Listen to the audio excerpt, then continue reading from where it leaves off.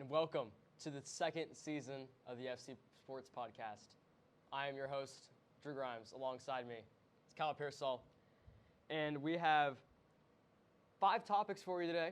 We're going to get started right away with FC Sports. This week, FC is away at Perry Meridian to start their football season. What are your main things that you are looking forward to, Kyle? I think it'd be good if we have a good start of the season. Obviously you want to win every game, but you got to win the first game to, get it going, get some momentum going into that Roncalli game. Yeah, that Roncalli game is going to be huge. It's coming up next week. We'll have a plethora of things to talk about for that. Should we go right into Colts football then? So Colts football played in week 1 already, lost 23-19, or was it 26? 23, right? Yeah, 23-19. Anthony Richardson was named the starter. He will be named the starter again. He will probably be named the week 1 starter for the regular season. Beat out Gardner Minshew. Honestly, pretty good idea since we don't really have a running back right now with Jonathan Taylor being out. Start Gardner Minshew, convert Anthony Richardson to a running back. But anyways, Anthony Richardson is going to be our starting QB. A lot of upside from him. What'd you think?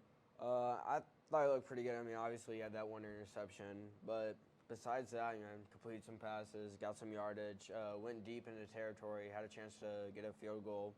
Kicker missed it, but, good drive all around, especially against a good Bills team. Yeah, I mean, Richardson never really put in a good spot either, as they were never past the 20 when he was on the field to start their field possession.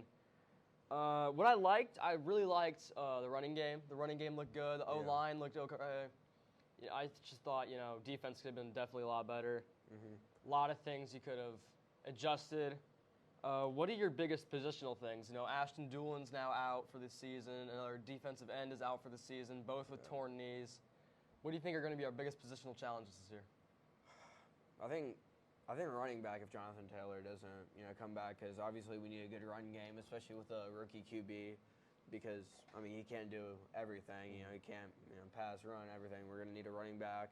And, our O-line, too. Running back's going to have somebody that's going to block for him, so. Yeah, when you have Anthony Richardson over there, new head coach and Shane Steichen, too, you're going to have to find ways to make them two come together and make plays work and just hopefully have an offense that'll run. Let's go to halftime. All right, this is our halftime already.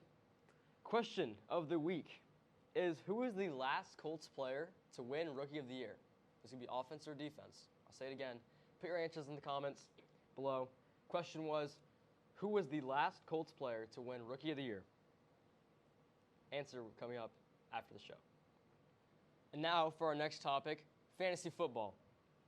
So for fantasy football, there's a lot of things that go into it. You have your draft. And if you don't have a good draft, you get sad. But if you're sad, you're not going to have a good team. So what you want to do, we're going to tell you guys who to draft and who not to draft this year in fantasy football. Kyle, start us off. Who's your 2 and 2 not to draft? Not to draft? Big one, Jonathan Taylor. Do not draft Jonathan Taylor. I know it's like, big points. He's done really good the last couple of years.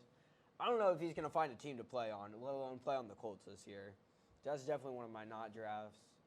And then another not to draft.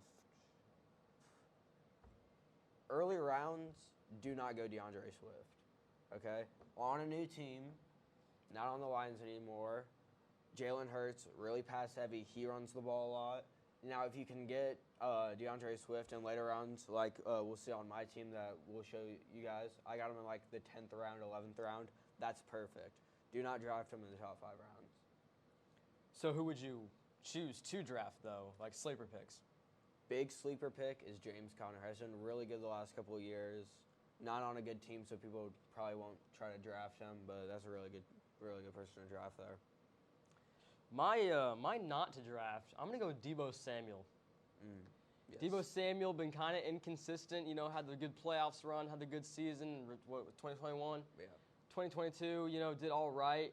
Not as great as people hoped for. He's not going to be the same ever again. I just think, Brandon Ayuk's going to outshine him, which will take me into who you think you should draft, Brandon Ayuk. He's going to be the main target in that receiving core, and he's going to be the main guy they're throwing it to. He's going to rack up a ton of yards this year. If you have him in your flex or your bench, that is perfect. Another guy I think you should draft, Trevor Lawrence. You can get him in easy, like 7th, 6th, 7th round. Yeah. Trevor Lawrence is going to be a great pick. He has a chance to win MVP this year even. He played great last year. He's shown what he can do. He's finally grown up. It's the NFL. He's figured that out. He's ready to roll. What about our teams, Kyle? Yeah, let's get into our team. So we'll start with my team. I drafted 4th. Everybody knows drafting 4th is not a good place to pick, but I feel like I had a pretty good team out of it. For the first round, got Ja'Marr Chase. Do not know how he slid down to me in the 4th spot. That is crazy how I got Ja'Marr Chase there in the 4th spot. Pick number 2 was Tony Pollard. Ezekiel Elliott's out of there. Mm-hmm. Tony Pollard did really good last year, I thought. Great person to draft there in the 2nd round. 3rd pick, Amon-Ra St. Brown. Another great wide receiver to help with my receiving core. Then I got Joe Mixon to get running back. Not many running backs there were. I'm at the end there. Then I decided in the 5th round to get a quarterback. My quarterback is Justin Fields. He can run the ball. He can throw the ball. He's just a lot of upside for him. Did you see his preseason game last week? That was crazy. Didn't 2 touchdowns. Didn't throw a pass past the line of scrimmage, and then it had like three receptions for like 150 yards and 2 touchdowns. It was insane. And then for my 6th pick, I got Keenan Allen for my flex. I feel like he'll do really good in the Chargers offense because Chargers throw the ball a lot. That's why I was thinking for my do not to draft Austin Eckler because I don't feel like he'll get the amount of rushes that he does because Chargers are really pass heavy. I don't know. Going along with that, Justin Herbert just got his extension too, Yeah. so they're going to be passing for the next 10 years to come. So for my tight end, I grabbed Evan Ingram. I feel like Trevor Lawrence is going to pass the ball a lot to him. Evan Ingram's a huge tight end. I feel like that'd be a good pick. At the 8th spot, Alexander Madison. My bad. Good backup running back, I think. Has a lot to prove, but I feel like it's a good pick. At the 9th spot, grabbed Christian Kirk. And then at the 10th spot, DeAndre Swift. So I feel like that really rounds up my team. There was more rounds, but we'll just end it off there. Who's one guy you didn't get that you really wanted? James Conner. I feel like that'd be a really good pick. This is actually now my draft that I had. So I picked 7th in the draft, which, I mean, it's okay, but definitely not exactly where you want to be. So in our draft, we actually are in a league together, so this was our draft together. So I, at my 1st spot, took Tyreek Hill. Electric receiver, is going to get a lot of touches. You already know that. Devontae Adams at my 2. I had my receivers rounded out. Devontae is just going to get a ton of yards. He's going to be pass heavy, and you know he's going to go up and catch the ball. My 3 spot, I took Najee Harris for running back. Being in Pittsburgh, they don't really have a great passing game, so he can definitely be utilized out of that running game. They're not going to have a lot, but he can definitely be a bright spot there in Pittsburgh. My 4th pick, I had T. Higgins. A 3rd receiver, but, I mean, Burrow's going to be pass happy with him. Mm-hmm. My 5th pick, I took a quarterback in the 5th round. I took Justin Herbert. As I just mentioned him, again, he's going to be very pass heavy. He's going to get a ton of yards. My 6th spot, decided to go tight end with George Kittle. Always good. George Kittle's always good. My 7th spot went Javonte Williams from Denver. Could be a sleeper pick. Mm-hmm. Got injured last year.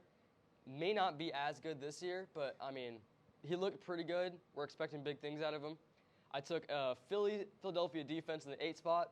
Really good pick there. Philadelphia defense has always been solid. Defense in the 8th spot is crazy. I took Brandon Ayuk in my 9, though. Brandon Ayuk in my 9 was probably my biggest steal yet of the draft. Pick 87, Brandon Ayuk. Going to be a stud. Round 10, I had A.J. Dillon at pick 94. A.J. Dillon, big guy. He's going to get in there in the goal line situations, going to score a lot of touchdowns. Mm-hmm. I had Gabe Davis in my 11th spot. Gabe Davis, popular target for Josh Allen. We know that already after the playoffs and stuff. Loves throwing to him. He'll get a lot of touches. And then Dawson Knox, Buffalo tight end, had 8 touchdowns last year, so let's see if he can keep up with that. And we're going to go on now. Our next segment today is Picks of the Week. Start off, Franklin Central and Perry Meridian. Both blue and white teams. Franklin Central has pretty much beat the crap out of Perry Meridian the last couple of years. Do you expect anything less tonight? We're obviously looking for the same here, and I think we will do the same. My score prediction is going to be 28-10 Franklin Central. I like that score prediction. I'm going to go with 35-7 Franklin Central. We both have Franklin Central winning. I don't see a way in which we don't win unless we just absolutely implode. The next game is going to be Bears versus Colts. Saturday night, 7. Preseason game, doesn't really matter, but It's fun still to do. preseason, still fun to watch. Bears Colts, Kyle, what you got? I'm gonna go Bears 20-10. I feel like I'm hoping Anthony Richardson can get a touchdown here, really get his confidence up, but I do feel like the Bears are gonna win. I'm going to go Colts here, 17-14. I think it's going to be lower scoring. I think the defense is going to be a little bit better. I also think that, Justin Fields may not play. Darnell Mooney may not play. Yeah, I think a lot of the starters So, are out. they're going to be out. However, Richardson is starting. I think, it'd be great to see him get a touchdown in one of those first few possessions. The next game is going to be Blue Jays and Reds. Now, they have a 3-game series, so we're going to pick for each game. Kyle, what do you have for those 3 games? Reds have not done well the past couple of games. It's been kind of hard to watch, but I do think we're going to pick up some steam here. I think we get a sweep. A sweep? Blue Jays, Okay. Toronto coming to town at home here in Cincy. Not here, but you get the point. At home in Cincinnati.